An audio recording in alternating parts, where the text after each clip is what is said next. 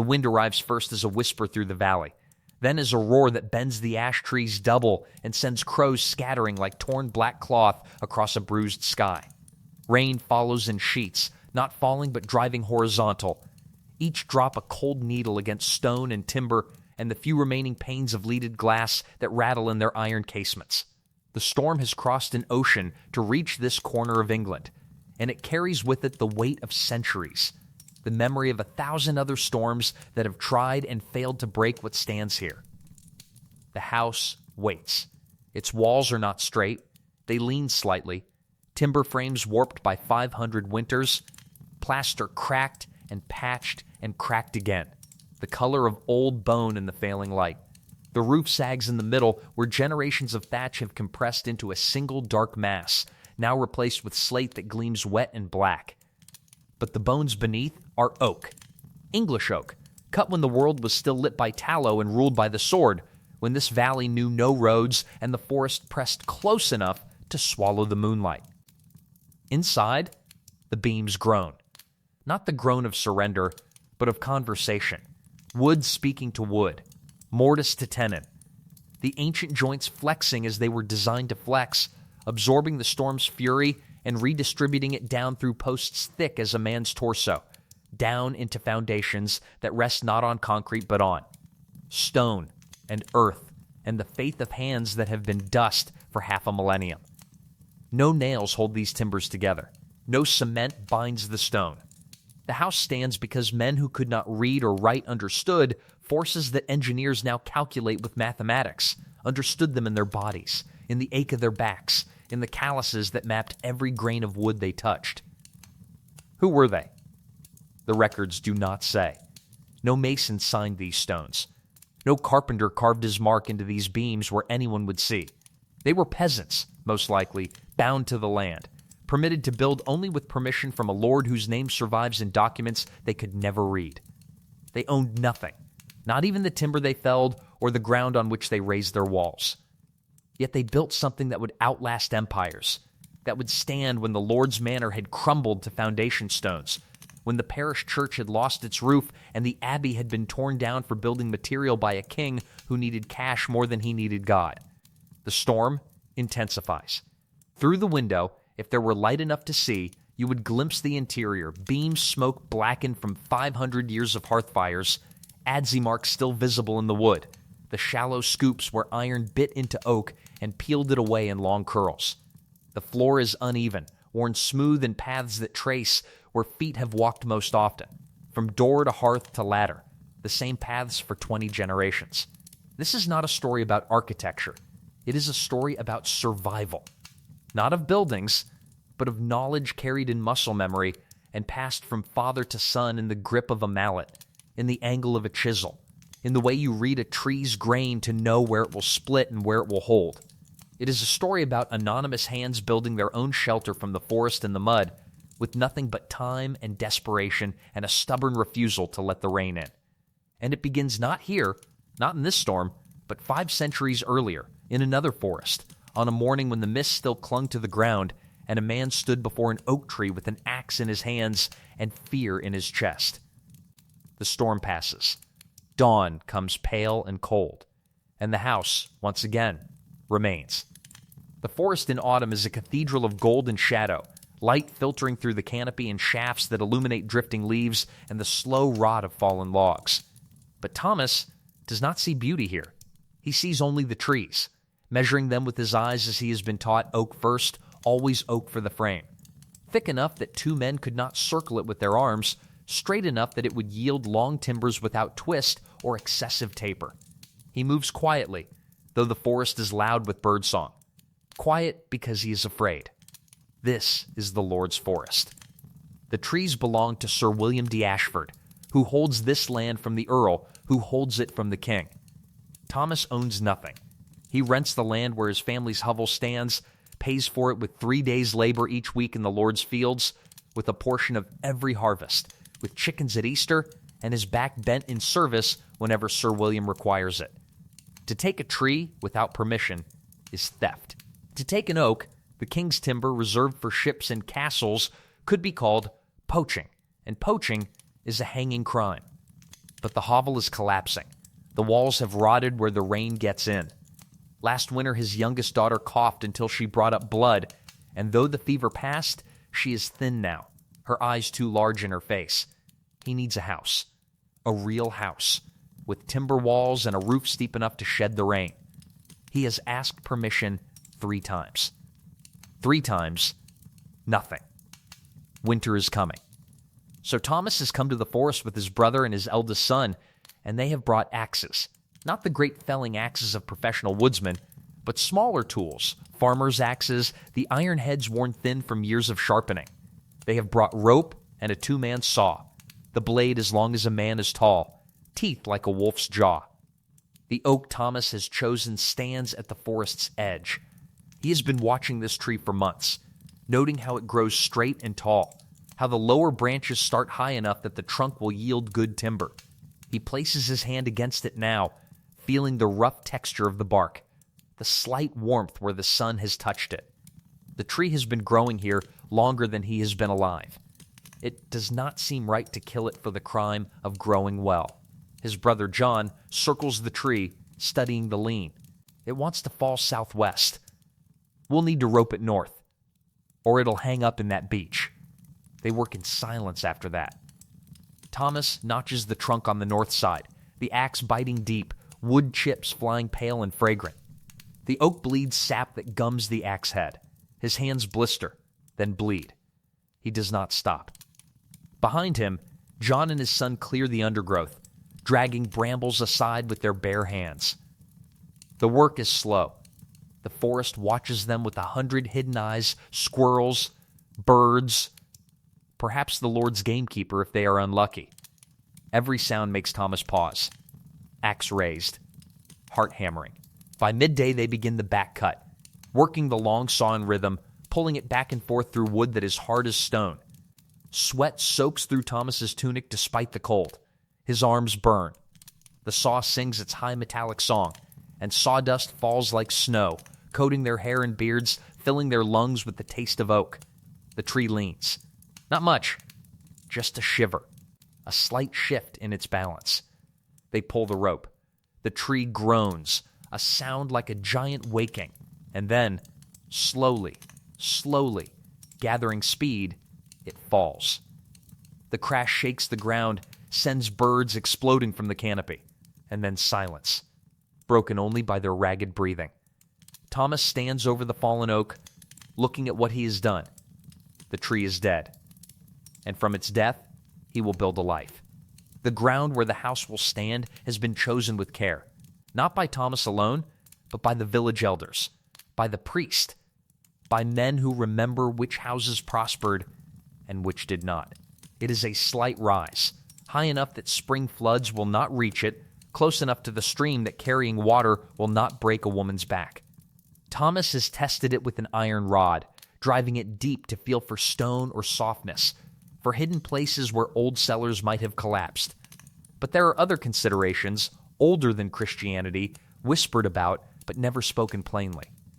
The ground must be clean, not just of rocks and roots, but of ill fortune, of shadows that cling to certain places and make them wrong for the living. Old Meg, who remembers when the old king died, has walked the site with a rowan branch, feeling for the cold spots. She has found nothing. Or, if she has found something, she has been paid to forget it. The digging begins at dawn. Thomas and his brother work with spades, cutting through the turf, revealing yellow clay beneath. They are digging post holes, 4 of them to start, 1 at each corner. The holes must be deep as a man's waist, straight-sided and wide enough to accept the great oak posts that will carry the weight of the frame. There are no machines, just 2 men and iron-shod spades they have borrowed. The clay comes out in heavy clots that smell of earth and time. Thomas's hands are already raw from axe work, and now the shovel handle rubs them bloody. He wraps them in wool strips, but the cloth soaks through quickly. Pain is temporary. The house is permanent. He keeps digging. By midday, John climbs into one hole, standing waist deep, and calls up, "Stone here." A big bastard. A boulder the size of a pig blocks the bottom. They cannot dig around it. The post must sit level with the others. The stone must come out. They work at it with iron bars for 2 hours, chipping away clay, feeling for the stone's edges, getting ropes beneath it, levering and cursing until finally it shifts, tilts, and allows itself to be dragged up like a rotten tooth. Thomas collapses beside it, chest heaving, while John laughs, a harsh, breathless sound that is more exhaustion than humor. The priest comes at sunset, Father Oswald, his robes muddy at the hem. He carries holy water in a worn breviary. Thomas and his family kneel in the mud while the priest prays in Latin they do not understand, sprinkling water into each hole, blessing the ground. But after he leaves, old Meg returns with a cloth bundle she will not open where others can see. She makes Thomas look away while she places something at the bottom of each hole. Offerings. He catches a glimpse. Bread, salt, an iron nail, something wrapped in wool that might be hair or bone. For the land, she says. So it holds firm. So the house stands when others fall. They set the first post the next morning, lowering the massive oak timber into its hole with ropes, fighting to keep it vertical while John packs stones and clay around its base, tamping the fill with a wooden pole. It takes all day to set 4 posts. By evening, the bones of the house have begun to emerge, 4 oak pillars reaching toward the sky. That night, Thomas does not sleep. He lies on the dirt floor of the old hovel and thinks about the oak posts standing in the darkness, their roots already binding to the earth. The house has begun, and there is no turning back. The village comes at first light, not because they have been summoned, but because this is how it is done. A man cannot raise a timber frame alone. The oak beams are too heavy, too dangerous. It requires a dozen hands or more. And so they come, neighbors and cousins, men Thomas has labored beside, women who have helped his wife with harvest and childbirth. They bring their own tools, their own strength. They expect nothing except that Thomas will come when their own need is great. The frame has been prepared over weeks. The great oak timbers have been squared with adze and broadaxe, the joints cut with saw and chisel, mortises deep and square, tenons shaped to fit them snugly, pegs of oak whittled to lock everything together. No nails. Iron is expensive. The frame will hold itself together through the precision of its joinery, through the weight of the timbers pressing down on one another, through wooden pegs driven through hand-drilled holes. The first wall lies assembled on the ground, 2 posts connected by a beam across the top with diagonal braces mortised into the corners. It represents months of Thomas's labor, nights spent by firelight checking measurements, testing joints. But it is useless lying on the ground. It must be raised, and raising it could kill someone if the ropes break. Thomas addresses the gathered villagers. The wall goes there. We lift from here, walk it up slow. No rushing. When I say stop, you stop. They nod. They remember how young William lost 3 fingers when a beam fell during a barn raising. Ropes are tied to the top of the frame, long lines of hemp thrown over the beam. Men take hold, feet braced against mud. Others position themselves at the base, ready to lift with their hands. Thomas checks everything twice, the ropes, the knots, the placement of poles. Lift. Thomas shouts, and 12 men pull. The wall does not move at first. Then the base shifts, scraping through mud. The men at the bottom heave, lifting the lower beam, and suddenly the geometry changes. The wall begins to tip upward, agonizingly slow. It rises. Hand over hand, the men on the ropes pull, their faces red with strain. The frame tilts toward vertical, 20 feet of oak swinging through the arc of the sky. Thomas watches the base, shouting directions, trying to guide the mortises into alignment with the posts. At 45 degrees, one of the ropes begins to fray. Thomas sees the fibers separating, hears the sharp crack as a strand gives way. Hold! He screams, but the men are already losing control. The wall shudders, begins to tip sideways. John throws himself at the base, bracing his back against it, and 2 others join him. The frame stops its slide, held by their bodies. Thomas grabs the fraying rope, wraps it around a post, takes the strain himself, while another man ties off a fresh line. His shoulders feel as though they will tear from their sockets. He holds. Lift. The men pull again. 70 degrees, then 80. The mortises find their posts. The frame slides down onto the tenons with a solid thunk, and suddenly it is standing, vertical and true. They do not cheer. They are too exhausted. They pass a jug of weak ale, drinking in silence while their hands shake. There are 3 more walls to raise. By nightfall, all 4 walls stand, connected at the corners by their interlocking joints. The frame is a skeleton against the darkening sky, empty but undeniably real. Thomas stands inside it, looking up at the open space where the roof will be, and for the first time in months, he allows himself to feel something like hope. The frame is only bones. Between the oak timbers, the walls are still open to wind and rain. To make the house habitable, those gaps must be filled with wattle and daub, woven hazel and mud that has sheltered peasants since before Rome came to Britain. The hazel comes from the Lord's coppice. Thomas has permission this time. The hazel must be fresh cut, still green and flexible. Thomas and his son spend 2 days cutting poles as thick as a man's thumb, binding them into bundles they drag back through the forest. The weaving is led by Margaret, Thomas's wife, directing the village women who have come to help.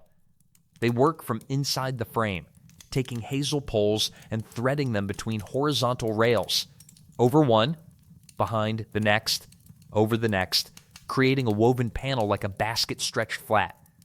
The hazel resists, springs back, must be forced into place. Splinters pierce their palms. They do not stop. By the end of the first week, the walls are woven, a lattice of hazel filling the gaps between oak posts. But the weave is full of holes. It needs daub. The daub pit is dug beside the house. The recipe is ancient. Clay from the field mixed with water, dung from the cattle, which adds binding strength, chopped straw for reinforcement. Thomas shovels clay into the pit while his children carry water from the stream. Margaret adds the dung, armfuls scooped from the cattle byre. The smell is overwhelming. No one complains. This is survival. They mix it with their feet, wading into the pit and trampling the ingredients together, feeling the cold mud rise to their knees. The November wind cuts through their clothing. Rain begins to fall, turning the pit into soup. But they cannot stop. The daub must reach the right consistency, thick enough to cling to the wattle, wet enough to be workable. The plastering begins the next day. They work from both sides, taking handfuls of daub and pressing it into the wattle weave, forcing it through the gaps. The mud is cold and gritty. Margaret works with fierce concentration, smoothing each handful with her bare palms, filling every gap, building up the layer until it is as thick as her hand is wide. They plaster through rain and cold, their hands chapped and bleeding. The work must be finished before hard frost comes, or the wet daub will freeze and crack and fall away. Thomas works beside his wife, their hands moving in rhythm, creating walls that are rough and uneven, but solid. By December, the walls are complete, thick panels of daub, gray and lumpy, drying slowly in weak winter sun. They are not beautiful, but they are strong, and they will keep the wind out. Margaret stands back studying her work, her hands crusted with dried mud. It needs lime wash, she says. Come spring. Thomas nods. Spring is a long way off. First, they must survive the winter, and for that, they need a roof. The roof is the house's crown and its most vulnerable point. Get it wrong and the rain will find its way in, rotting the timbers, ruining the daub. A good roof can last 20 years. A bad one might fail in the first storm. Thomas has never thatched a roof before. He learns by watching Edmund, the village thatcher, an old man whose fingers are twisted with age, but whose knowledge is deep as forest roots. The pitch must be steep, 45 degrees or more, so rain runs off quickly. Thomas has built the roof frame with this in mind, raising the ridge beam high. The rafters are oak, mortised into the wall plate and meeting at the ridge. Across them, he has nailed lighter battens that will support the thatch. The thatching material is reed, cut from the river marshes. Reed is better than straw. It lasts longer, sheds water more effectively. But it is heavier and more difficult to work with. Thomas has spent days in the marsh, cutting reed with a sickle, carrying it back on his shoulders through mud that tried to pull him down. They begin at the eaves. Edmund demonstrates. Take a bundle of reed, lay it across the battens so the cut ends point down. Secure it with twisted hazel spars bent into a U shape and driven through the reed and over the batten. Then add another layer, overlapping the first, and another. Each layer must be compressed, beaten down with a wooden paddle so the reeds pack tight. Thomas works beside Edmund, trying to match the old man's rhythm, but his hands are clumsy. Twice he drives spars through at the wrong angle. Edmund says nothing, just pulls them out and demonstrates again. Slowly, Thomas begins to understand. The work is cold. Winter has arrived, bringing frost that makes the reed brittle. Thomas's fingers go numb. They are racing the weather. The first snow is coming. They can smell it in the air. If snow falls before the roof is finished, it will collapse the unthatched sections. They thatch through short December days, working from dawn until the light fails. Margaret brings them food, which they eat without stopping. At night, Thomas dreams of reed and spars, of rain pouring through gaps he cannot find. On the 20th day, they reach the ridge, the most critical point, where the two slopes meet. Edmund creates a ridge cap from specially selected reeds, layering them so they overlap like scales, binding them with hazel rods and hemp twine. Thomas watches closely, knowing he will need to repair this someday. And then, it is finished. The house has a roof, golden brown reed from eaves to ridge. Edmund walks around it slowly, checking for gaps. He finds a few, which Thomas repairs immediately. The storm comes that night. The wind rises from nothing to a howl, bringing freezing rain. Thomas and his family huddle inside the new house, listening to the wind scream and the rain hammer against the roof. Water finds its way in. A few drops here, a trickle there. Thomas sets out bowls to catch the drips, his heart sinking. But it holds. The rain runs off the steep pitch. The wind tears at the eaves but cannot lift them. Inside, the house is cold but dry. For the first time since this began, Thomas allows himself to believe they will survive. Margaret takes his hand in the darkness. "It will stand," she says. He squeezes her hand and says nothing. They have done everything they know how to do. The rest is in God's hands. Morning comes gray and cold. The storm has passed. And the house, battered but whole, still stands. The house is still there. Not abandoned, but inhabited, lived in, loved, maintained through centuries by hands that would never meet but shared the same purpose. The oak timbers are black now, darkened by 500 years of smoke and time. The adze marks still visible, shallow scoops in the wood that catch the light. The daub has been replaced a dozen times, but the bones remain. The frame that Thomas and his brother raised, the posts that old Meg blessed, the joints that have flexed through 10,000 storms and never given way. Stand inside this house and look up. The beams overhead are massive, hand-hewn oak that would cost a fortune to replicate today, that could not be replicated because the forests no longer grow trees that size. The wood is scarred, wormholes here and there, cracks that run along the grain but never threaten the timber's integrity. These are not decorative timbers. They are working wood, and they have never stopped working. The walls lean slightly, a gentle curve that developed over centuries as the frame settled. Modern engineers want to straighten it, to shore it up with steel and concrete. But the house does not need their help. It has survived because it was allowed to move, to flex, to breathe with the seasons. The joints are loose now, worn by 500 years of expansion and contraction. But loose joints are not weak joints. They allow the frame to adjust, to redistribute loads, to accommodate stresses that rigid connections would resist until they snapped. No one remembers Thomas's name. The records, if they ever existed, are gone. We do not know what he looked like, what he thought about as he worked. We know only what he built, and we know it because it remains. This is the paradox. The buildings that were meant to be temporary have outlasted the castles and cathedrals built for eternity. The great stone fortresses are ruins. The manor houses have burned or been torn down. But the peasant houses, built from mud and sticks by men who owned nothing, these stand. Not because they were built well, though they were, but because they were built with an understanding that came from necessity, from the knowledge that if the roof leaked, your children would sicken. There is a lesson here about resilience, about the strength that comes from flexibility, about the value of local materials and traditional knowledge. But perhaps the real lesson is simpler, that the things we build to last are rarely the things that do last.